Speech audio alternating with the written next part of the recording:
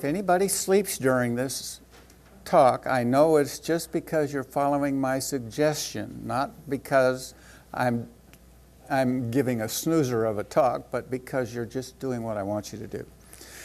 Okay, now the title of my talk is The Lights Out, Sleep is Still the Best Medicine. The title Lights Out is based on a book which, if any of you get really interested in this subject, I would recommend reading. It's very easily understood, but it also has quite a bit of science in it that will lead you into an even deeper understanding. Now, the basis of my talk today is that light is the cause of most of our current culture's health problems. And this is based on circadian rhythms. Dr. Mikarova, who's sitting back there, just wrote a wonderful paper about circadian rhythms in our October Health Hunters newsletter. So if you really get interested in circadian rhythms, read that. And she also spoke to some depth on cancer related to circadian rhythms. And I speak rather lightly on that because I'm emphasizing some other parts of the problem. But that newsletter and this talk and this paper. Okay, so you can have both. Good. Now, during this talk, I have placed 3 quotes from Shakespeare. I tend to collect little sayings and things from various people and authors, and Shakespeare is one of my favorites. And if anyone can pick out these 3 and call in, then you can go home and look it up if you want to, but pick them out of the paper, go find the quote, call in, you'll get a 20% discount on the first $100 of purchases you make from the Dome One, the what? The supplement store? Yeah, the supplement store. And so Shakespeare is one of my favorites. I'm also a fan of John Wayne and Clint Eastwood, so maybe that kind of characterizes me, I don't know. Okay, quote number 1, the time is out of joint. Now what you have to do is figure out where that came from. 100 years ago, we averaged about 10 hours of sleep per night, at least. Probably 10,000 years ago, we were sleeping from dawn to dusk. And if you look at the number of hours in the cold winter months when they were in their caves and so forth, there's maybe 12 hours or more of darkness. So we biologically, through genetics, are programmed to sleep when it's dark and to not sleep when it's light. Now we average about 7 hours of sleep per night. That's a considerable reduction from an average of, I wrote this down somewhere, 3,650 hours of sleep per year down to 2,555. So it's kind of no wonder that people are sleepy and dopey at times because they really aren't getting enough sleep. I made a little comparison here for you about sleep deficits. I think everyone has heard of sleep deficits and they want to do something about it, but usually don't. But if you've heard about government deficits and deficit spending, well, here's a suggestion to help get rid of the deficit spending. Sleep deficits cost us annually about $15.9 billion in direct costs.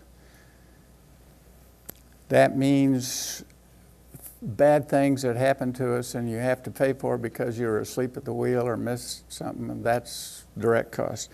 They cost an estimated $150 billion a year on top of that 15 on indirect costs, which is lost time from work and work-related illnesses and so forth. But I said the greater cost is not your sleep deficit in the dollars. The greater cost is your life. Now, I'll explain what I mean by that. Circadian rhythms are basically just a term that's used to describe the 24-hour cycle which we are exposed to every day as the Earth spins on its axis. Every time when I watch the weather report, you know how they show the weather is coming down from the north or from the southwest or something, but it always goes east. Have you ever thought about that? That's not because there's a wind, it's because the Earth is spinning under this weather formation. And so it's actually the spin cycle that creates a lot of our weather patterns.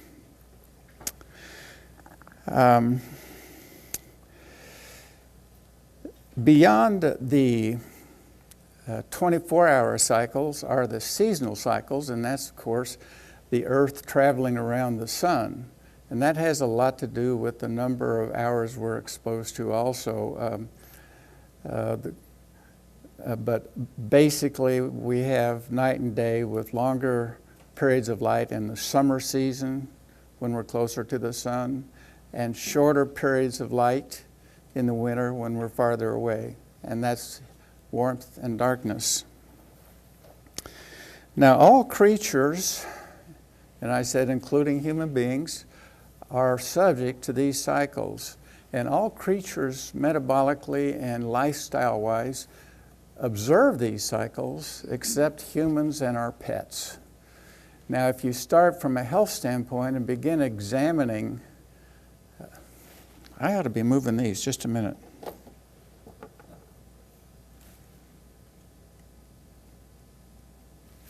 Stephanie.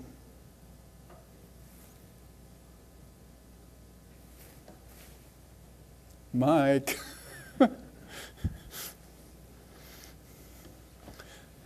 I told Dr. Mekarova this morning, I said, I was invented long before computers were. Therefore, you shouldn't expect me to be as sharp on computers as the recent generations. Okay, which button did you push? Spacebar. Spacebar. Oh, I was pushing up and down. Okay. The National Institutes of Health have studied circadian rhythms, and this is their conclusion. It's true. When the cycles spin, we turn our hormone cycles on and off. It's true. When we get into the right circadian rhythms, our immune systems are activated and stimulated. Whoops. And it's, of course, we also, as I've mentioned, there are long hours of light in the summer and shorter hours at night. Now, how does this have a bearing on our metabolism and health? Here's what happens. When the warm weather comes, and let's say May through September, the blossoms come, everything greens up, trees start bearing fruit, vegetables start growing, including root vegetables. The bears come out of their caves, along with the saber-toothed tigers and so forth. And it's a cycle of plenty. And during that time, we store a lot of fat, just like the bears. I like bears too. And the cycle is this. Because we've got all of this food together, we increase our consumption of carbohydrates. That's fruits and vegetables. They're just hanging there on the trees. Some foods are storable, but those are primarily nuts, which come in nice little packages. There are a few root vegetables which can be stored, but most not. And then proteins, which we eat, the caveman ate fresh whenever he could get it. During the winter season, all the caveman had left was his own stored body fat, that's stored energy, plus an occasional animal. If he could go out and catch a rabbit in the snow or something, he had that. And maybe a few nuts in the back of the cave, and that was it. And humans, to a degree, observed hibernation the way that a lot of other animals do, including bears.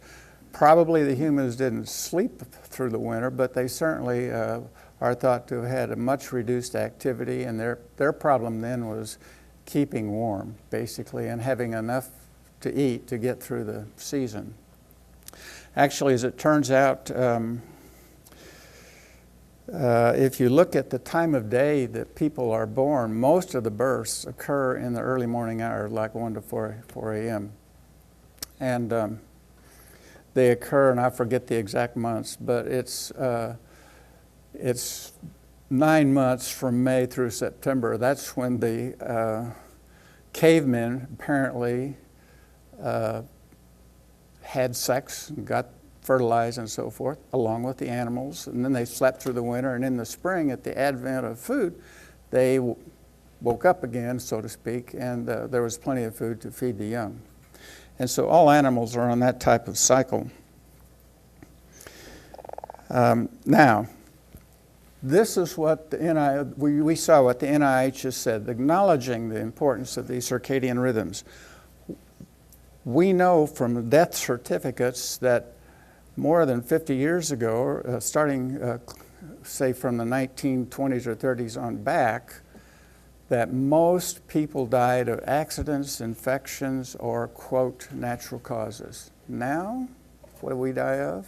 I'm sure you all know this, but we die of heart disease, type 2 diabetes, cancer, and have a lot of mental illness. What's happened? Well, our U.S. government gave us a real present. They thought, well, the problem has got to be in our diets. And you're eating too much fat. That's causing all of this arteriosclerosis and so forth. So they recommended a high carbohydrate, low fat diet, and they recommended 3 to 6 hours of exercise per week. If you break down their diet recommendations, the amount of carbohydrates went from like 20% of our diet up to 60 to 80% or so. If you look at the protein, it went down, and the fat that was supposed to be on a low-fat diet, so it was very low. And then we worked if you go to the gym, you know, you'll see people in there riding their bikes and working out with weights and so forth. And a lot of them are in there 3 or 4 days a week, some of them more than that. And they exercise, get their hour of exercise. And now where has it gotten us? We have more heart disease, more strokes, more high blood pressure. Everybody seems to have type 2 diabetes. We have more mental illness and more cancer. Does that seem like we're on the right path? I don't think so. You know, the beneficiaries of this are the pharmaceutical companies and the medical profession, but not us little common citizens, simple citizens. So, the government's solution, or recognizing that we're having more cancer, and of all types, incidentally, I've listed several in this paper. Their solution to this has been to give more drugs. So we have now, you'll see us on TV every night. We have drugs which say, take this for sleep. And if your cholesterol's high, take this. And if you're feeling lack of energy and so forth, well, we've got this little drink in a 5-hour bottle, take that. And their answer has been medications. Well, that's where the pharmaceutical industry really benefits, and then it causes all the diseases, so the medical profession really is overtaxed. I wrote in my paper, to think that the current recommendations are helping is, quote, the stuff that dreams are made of. That's Shakespeare. I can't help but give you a little aside on that quote. Does anybody recognize that quote from something else? Anybody here see the movie that Humphrey Bogart was in? I'm trying to think of the title of the movie now. John Huston was the director. Oh, it was Treasure of the Sierra Madre, I think.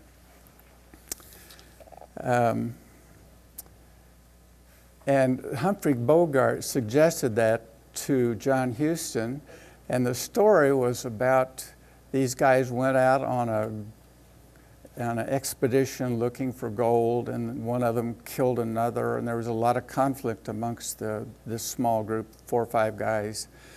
And at the last, the bags of gold dust are lying out exposed, and a big storm comes along and just redistributes all of the gold dust back up into the mountains.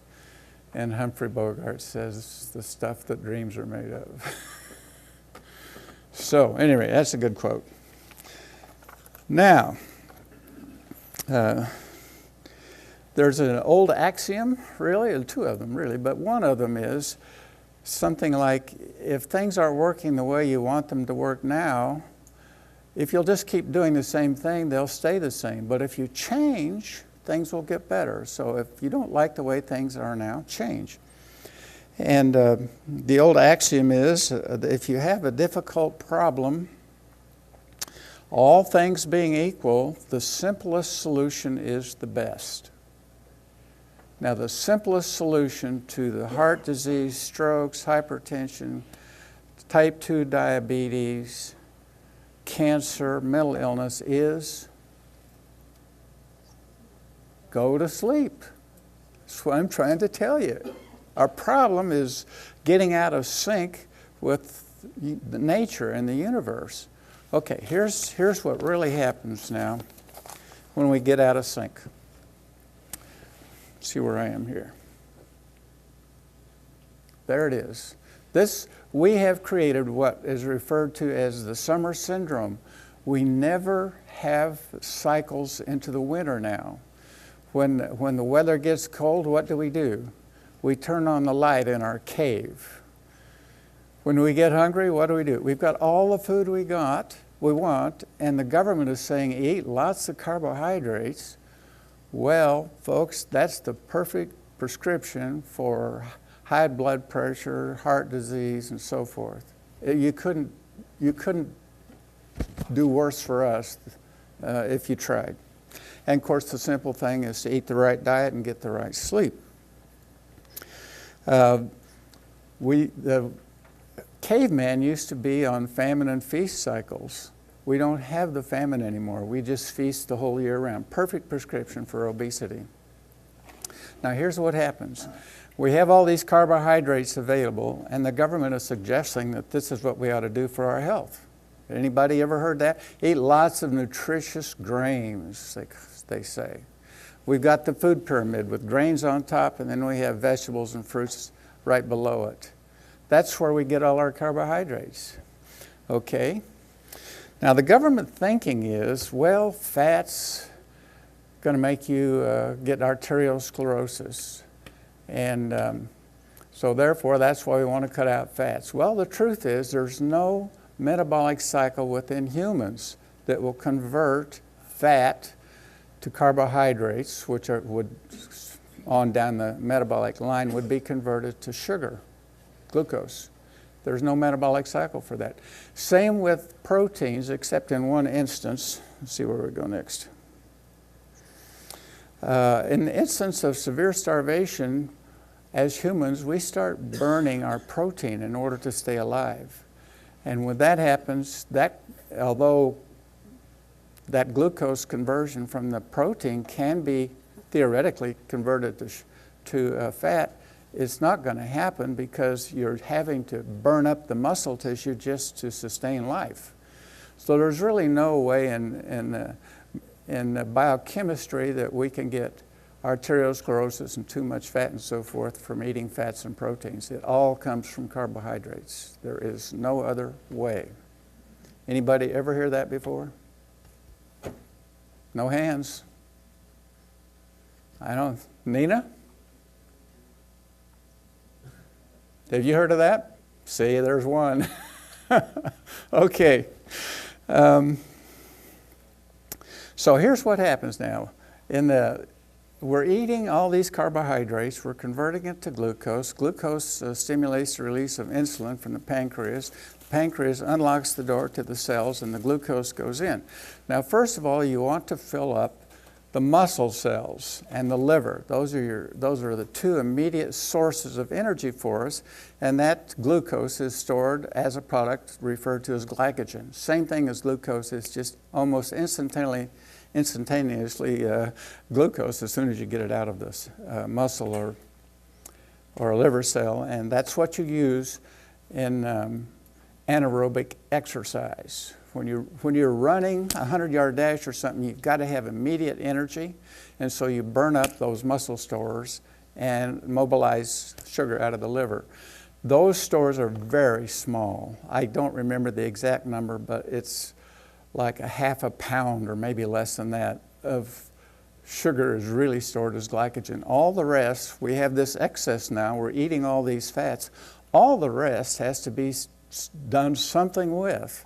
And what happens is the liver and muscle cells say, we don't need any more sugar, we're full. That's insulin resistance. And when insulin resistance develops in the muscles and in the liver, then the only place for all this glucose to go is to body stores as fat. And that's how we get fat. And that's the cycle we're in now. We eat all of this, all of the carbohydrates, excess glucose has to be stored as fat. The fat that occurs, and you've all heard of this or witnessed it. Hi, Jennifer. Didn't see you earlier. She knows some of this stuff too. All the fats that's stored is stored as visceral fat, meaning in the mesentery or the greater omentum, that's inside the peritoneal cavity, around the organs, around the central parts of the body, and breasts, both men and women. That's fat that's stored for purposes of emergencies, which we never have anymore. We don't famine anymore. We just simply get fatter. And that's why we have obesity, heart disease, strokes, and everything. Type 2 diabetes, classic. And these things are also associated with changes in neurotransmitters and hormones, which lead to mental illness. A number of studies have been done by a number, I mean dozens, on mentally ill patients. And when you get them into the correct sleep cycles and the correct diet, the reasons they're mentally ill just magically disappear. Depression goes away, schizophrenia goes away, anxiety problems go away. Their metabolism stabilizes, gets reset, they get back on the spin cycle of the earth, and they're fine. Okay. Okay, yeah, this is interesting. This is a little bit of what I've been talking about.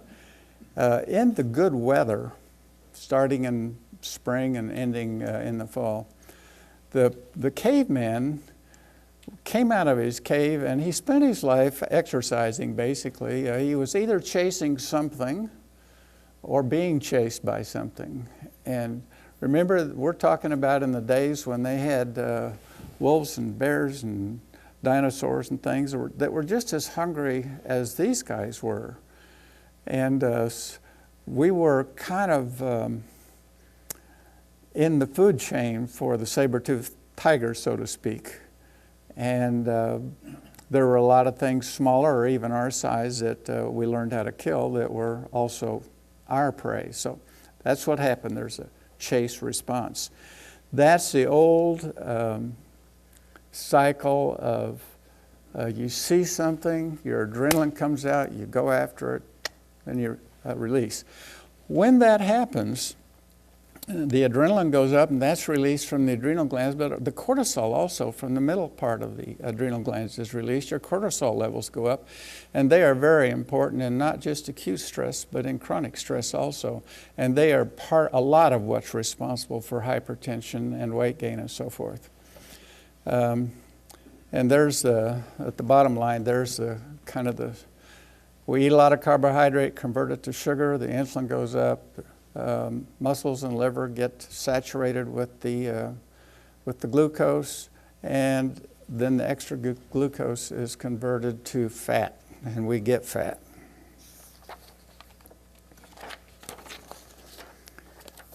Okay.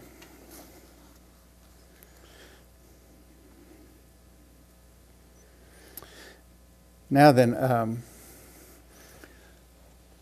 along with melatonin, which I've referred you to a good article on this by Dr.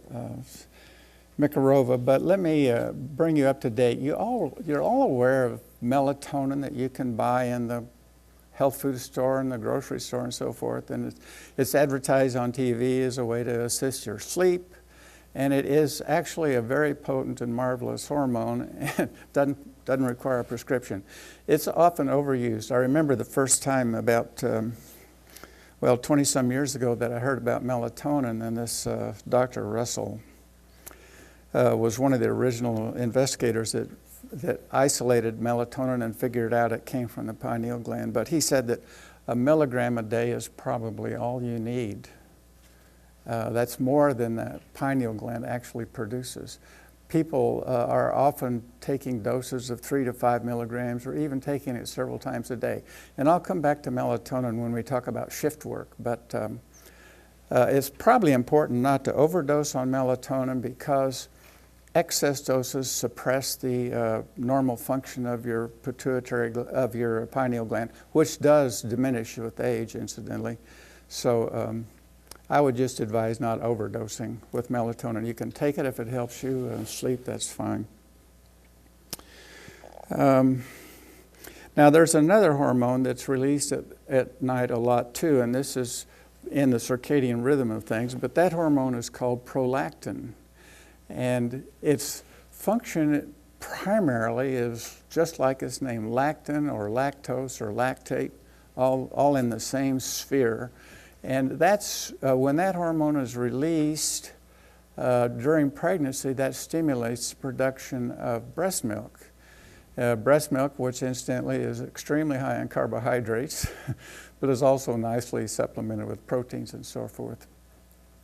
But at any rate, we've got to have this cycle at night of releasing melatonin and then prolactin, pregnant or not, male or female. If the insulin stays high at night, which it does in the endless summer, the release of other hormones won't happen, and that's the main one is cortisol. And I know that Dr. Kalmeyer over here has seen this probably 100 times, more than me. But if you get the low cortisol through the day, you don't have any energy and your cycle gets out of whack. Normally, you would expect the cortisol to come up in the day as dawn comes and start supporting your daily activities and hopefully go down at night. But when you get out of sync with your spin cycle, it's just reversed. And so people will have a hard time sleeping except during the day, and that's just what you don't want. There are some other hormones which are important, and in a sense all of our hormones and neurotransmitters are related to this day-night spin cycle. But generally, four of these hormones that are very, very essential to us, cortisol and insulin being one pair, and dopamine and serotonin the other. Usually when the cortisol is high, the insulin will be low. It's like you're on a teeter-totter. What you want is a balance. But if you're out of sync and your insulin is high due to the high carbohydrate diet, your cortisol is low and you don't have the energy during the day. And dopamine, serotonin actually is kind of a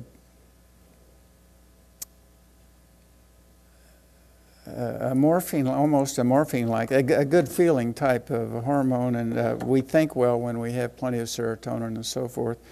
And dopamine, when you are too low in dopamine, you feel dopey. You have no energy, no sex drive, no nothing. So you want dopamine and serotonin balanced also.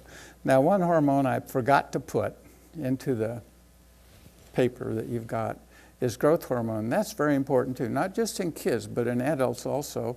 And as we age, it tends to go down. But The release of growth hormone occurs at night, and that's one reason it's so important for children to get a good night's sleep, because they need that growth hormone in order to maximize their maximum height. Okay, next Shakespearean quote. To sleep, perchance to dream. Aye, there's the rub. Let's talk about sleep for a little while. A lot of people have associated REM sleep as being the best sleep, but really it's not. The best sleep is a sleep in which there is no dreaming, and it occurs in the first third to the first half of your sleep cycle. So when you go to bed, most people will fall sound asleep for a period of time, an hour, 2, 3, 4 hours, and wake up and they don't remember it. There's no dreaming. And then they go back to sleep and they get the REM sleep, which is random eye motion or something like that, rapid eye movements. And that's when you're dreaming, when you're, if you could see a person's eyeballs, they're dancing around. And that's the dream stage of sleep. Also normal in sleeping is wakefulness up to 5 times per night. Most people will wake up enough to realize they're awake maybe, and then they turn over and go right back to sleep. But there is also a stage in sleep in which people wake up and don't go right back to sleep. And this is called wakefulness, but it's not fully conscious. And when that happens, we tend to say, oh, damn, I'm losing another night's sleep. Well, that's exactly the wrong reaction, because what you want to do is realize this is normal. I'll just lay here and get comfortable and don't worry about things, and pretty soon you'll go back to sleep. And that's been my experience. I know that's true. So I used to worry about it and tell people, oh God, you know, I woke up at 3 o'clock and couldn't go back to sleep, and I finally got up at 5 and so forth. Not necessary. Just realize it's normal. I was telling Mr. Tangeman here earlier, I can remember when I started medical schools, one of the professors told us, go to bed, get 4 hours of sleep, then get up and study, because you'll get more effective study. I don't know what that came from, but it did happen to coincide with sleep cycles, so maybe that's the reason for it.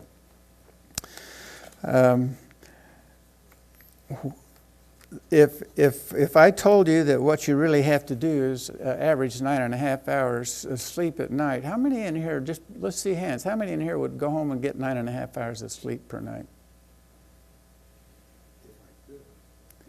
Well, I wrote down here, you'll find this quote, it ain't going to happen. People just aren't going to do it. And our society has changed. We've gone from kind of relaxed people, I guess, and mostly agrarian, to people who've got jobs and kids and YMCAs and health, got to work out at the health club, and there are just too many things to do through the hours of the day.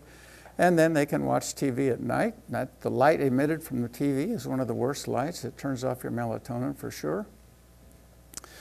So it's not going to happen. So what can you do? Well, I've tried to be reasonable here, and there's a very prominent clinical psychologist in this sleep business, and he says 7 hours will do the job if you do it correctly.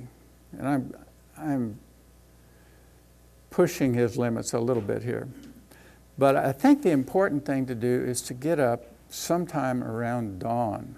It doesn't have to be when the rooster crows, but it should be before there's full light.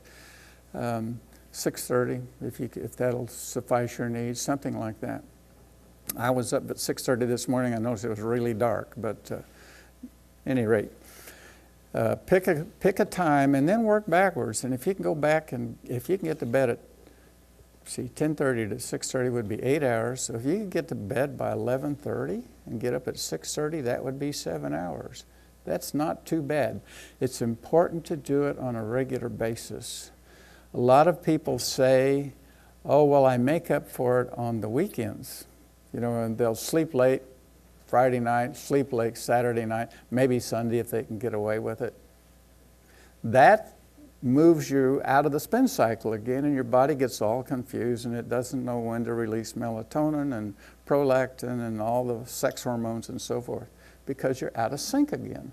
So it's important to get up at the right time and then gauge your hours of sleep. I would suggest 8 hours would be better than 7, but you can get away with 7, okay. What conditions should you sleep in? Well, first, the bedroom should be dark, and the temperature of the bedroom should be between about 65 and 69 degrees, say the experts. I don't know. I think the most important thing there is to have the right temperature in accordance with how many covers you want and so forth, to have a comfortable body temperature. Like the bears again, not too much, not too little, just right. As far as light getting in there, some people recommend just taking all sources of light out of the bedroom. This would be your clock radio or your alarm clock or your night light or something. Not totally necessary. This Dr. Russell that first discovered melatonin talked about that, and in his studies, the amount of melatonin secreted was not changed if you were exposed to red light. Red light does not cause either an inactivation or a decreased production of melatonin. And that pushes me back to World War II,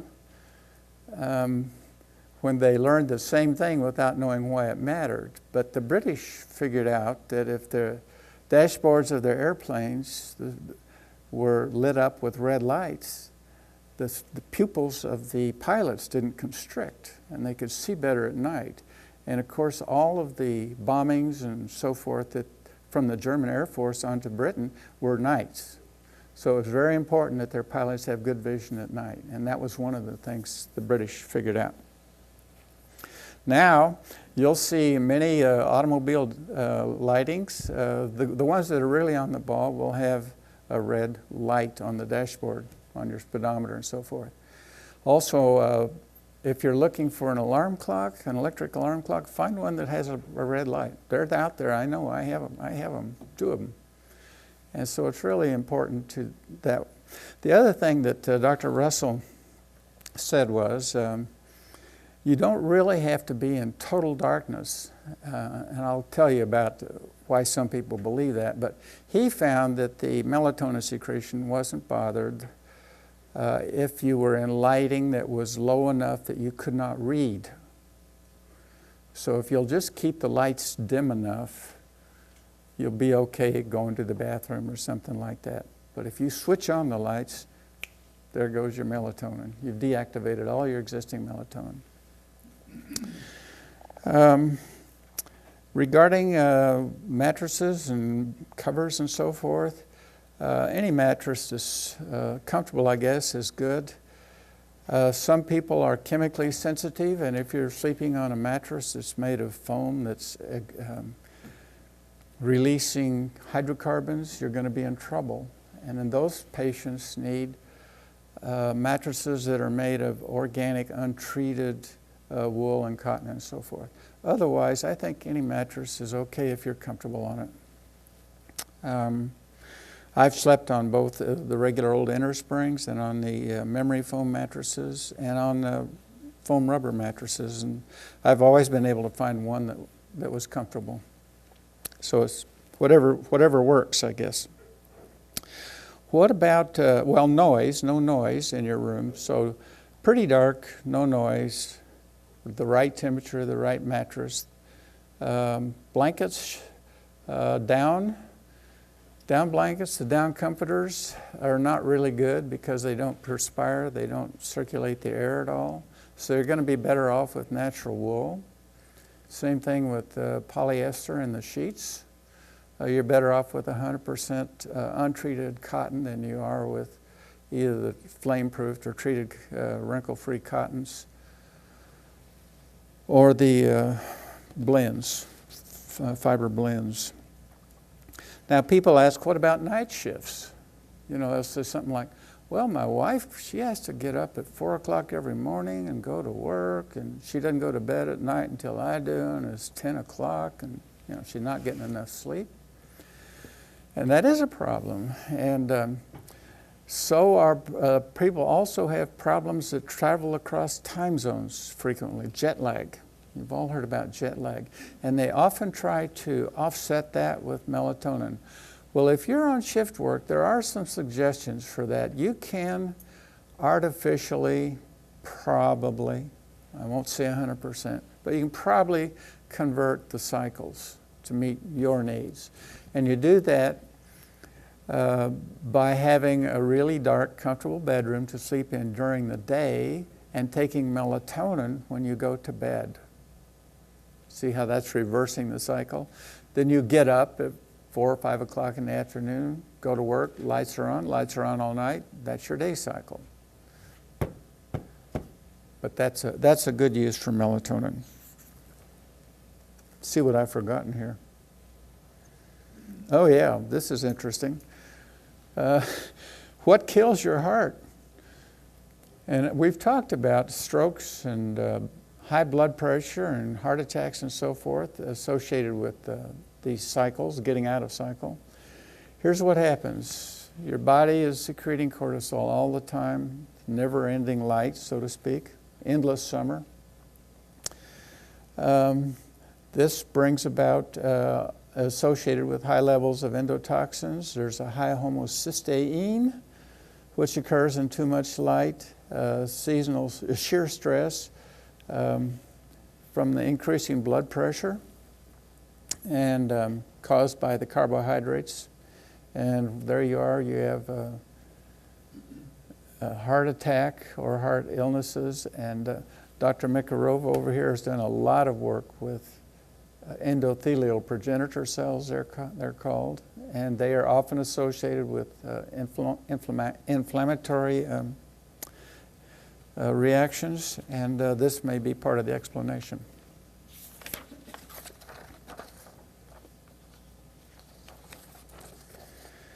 Okay, I think I've pretty well covered it all. Yeah, here are the recommendations on sleep. Incidentally, somebody did a study with red glasses. They had glasses with a red lens in them, and they found that the red lens would protect the person against the diminished melatonin production or protect also against activation, and of course that corresponds with the red lens on the instrument panels. So I think that makes a lot of sense. The reason that some people say you've got to have total darkness is based on a very small study in which, really a case of one, but they were somehow measuring a person's melatonin production in a dark room, and a beam of light came through and hit him on the behind his left knee, as it turns out. Just a small beam of light. His melatonin was deactivated instantly. That brings up an interesting topic, which we're not talking about today, but there are apparently photoreceptors of some sort in many of our cells throughout the body, maybe in all of our cells. So when you're blind, people that are blind, they still have the same spin cycles that we have, even though they have no visual contact with light or perception of light, but the other cells in their body do. So now the last paragraph, last sentence in my paper is, it's getting late and I'm sleepy. Night, night. Thank you very much.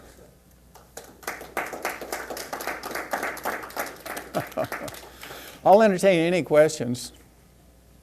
I didn't say I'd answer any. I said I would entertain the questions. What was the recommended dose for melatonin? 1 milligram at bedtime. Prior to sleep? 30 minutes, no more.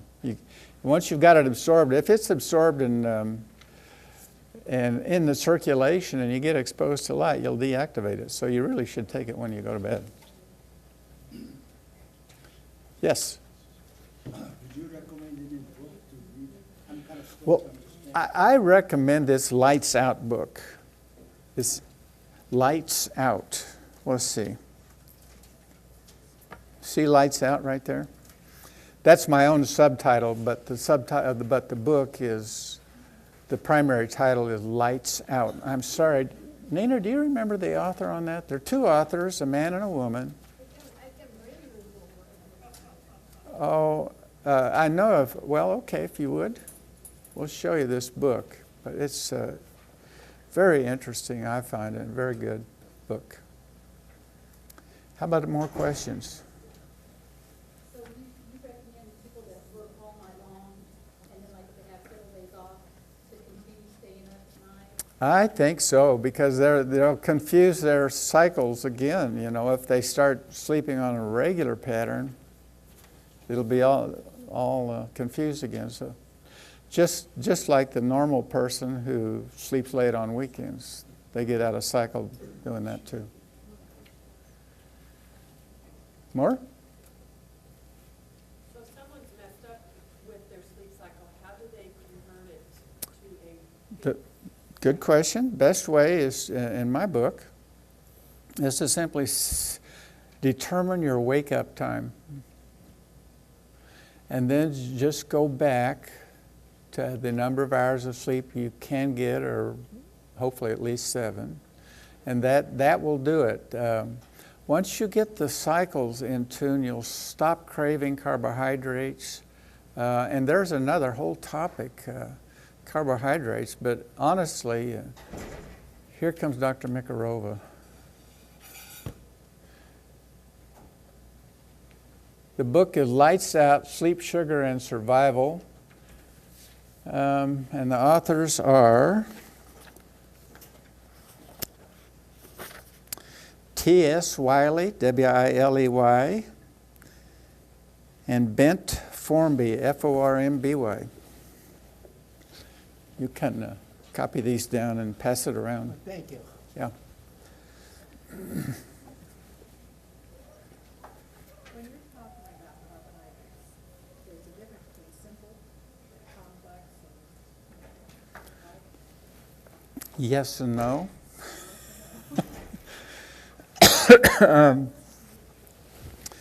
Yeah, talking about carbohydrates, this is my latest buzz, really, but we have been educated to believe that we should eat complex carbohydrates because it's, I guess, more fiber and delay the absorption of sugar. But it turns out that's not true. For example, if you consider table sugar, which is nothing but glucose and fructose, half and half, and compare that to an equivalent amount of carbohydrate in bread, the bread is 30 or 40% worse.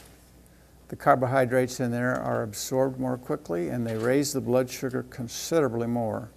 In a normal person, equivalent amounts, which is like a teaspoon and a piece of bread, will raise your glucose for a normal person from, let's say, 90 to 120, which is not too bad. And that's in the 90 to 2 hour cycle. If you give that same person a piece of bread, not the tablespoon of sugar, but a piece of bread, equivalent carbohydrate, his sugar goes up to 140. Significantly more. With diabetics, it's much worse than that. A couple of pieces of white bread will put a diabetic over 200 on their blood sugar. Pre-diabetes or somewhere in between good and bad. I'll come back to that. I had a sleep in the same time, wake up about the same time. I sleep about 10:30, then wake up about around 6 o'clock. Perfect. Based on your presentation, should I change it or keep doing it? Keep doing it. That's excellent. You're sleeping from 10:30 p.m. to 6 a.m.? Yeah. Hey, that's 7.5 hours. That's very good. And you feel fine? Do you have high blood pressure? Not now. No. Did you used to have it?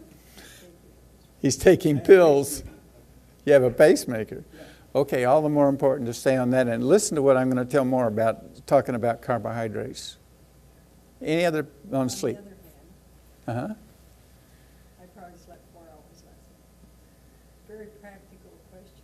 what do you do about having to get up during the night several times and then not being able to go back to sleep? Well, if you're asking me what kind of sleeping pills should I take, I don't really have an answer. Generally speaking, the authorities on sleep do not recommend sleeping pills. In fact, they question really the stage of sleep when you're on sleeping pills, whether you're really getting the physiologic benefits, growth hormone release, and all these things that you should have. I guess, now do you stay awake because your mind is... Some, Yeah, I've had that a lot. Some people say thoughts come into their brain like popcorn popping. And I've certainly had that. Kind of gotten over it, really, but I would say if you're sleeping, on a comfortable mattress, the right temperature, no light and so forth, or maybe a little red light, take a milligram of melatonin before you turn out the lights and see if that will carry you through the night. Tryptophan, are you familiar with that? Have you tried it? Well, it's said to be very good for maintaining sleep. It's an amino acid. So you might try that one. That's natural too. So those are the things I would recommend. Well, I go to bed between 11 and 11:30, and like clockwork, I'll sleep from 2 to 3 hours, and then I wake up. Okay, now see, that's your best sleep. But you need then, you say something like, oh, damn, I'm awake. See there? Some people use a little more descriptive language than damn, too. But at any rate, the thing to do, according to these experts, is to get comfortable. If you need to go to the bathroom, go, but come back, get comfortable, and don't worry about it. Just think about pleasant thoughts, or frankly, it's probably okay to think about what you're going to do in the morning, but don't get mad about it. The emotion is the thing that really makes it hard to go back to sleep. Well, I usually, if I fall back to sleep, which I usually do eventually, that's when I dream. And That's right. See, that's the REM sleep, the rapid eye movements. crazy. One thing that helps me when I'm trying to go back to sleep after I've awakened is to deep breathe about 5 times. And then I just... Well, that's a good idea. That's a little bit like yoga exercise or meditation or something. That's excellent. I like that. Last question, and then I want to go back to Sandy here, and then we'll stop. Does it take a while for the melatonin to build up in your system? Well, you mean when you take a tablet? Or Like, do you have to take several days before you might notice? Oh, no, No, I don't think it would hurt to... You may not get the immediate effect when you start, but I don't think it builds up in the system. It's going to all be inactivated and switched off when daylight comes. Now, one more question. I want to address this a little bit more. You're familiar with the glycemic index? Okay. At the peak of the cycle, this may be another talk, I know. At the peak of the pyramid that they used to recommend so strongly for us was, quote, nutritious whole grains. And they're thinking it's not absorbed as quickly and it's going to be more nutritious anyway. So that's not true. They found that whole wheat bread has a glycemic index. This is based on glucose being 100 and equivalent amounts. An equivalent amount of whole grains has a glycemic index of 72. And you want your glycemic index, the glycemic index on your foods, to be 50 or below. The glycemic index on cane sugar is 59, much lower than that 72. The glycemic index on white bread is about the same. It's 70 or 71. They're about the same. So the very fact that somebody says, oh, it's nutritious, whole grains, or something like that, complex carbohydrates, that doesn't really measure the glycemic index. What would you guess the glycemic index might be of watermelon. High, a lot of sugar in there. How about Snickers?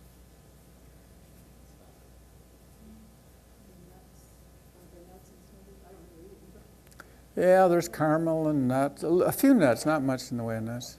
41. Mm-hmm. Glycemic index of grapefruit. 25. Oranges, like in the mid to high 30s. So it doesn't, and those are complex carbohydrates. They're real low glycemic index. Others, which are non-complex, like a candy bar. Dark chocolate. You can get dark chocolate, which has about 10 to 15% sugar as a sweetener. It's kind of bitter if you don't have a little sugar in there. And the glycemic index will be quite low. And of course, the dark chocolate is good for us.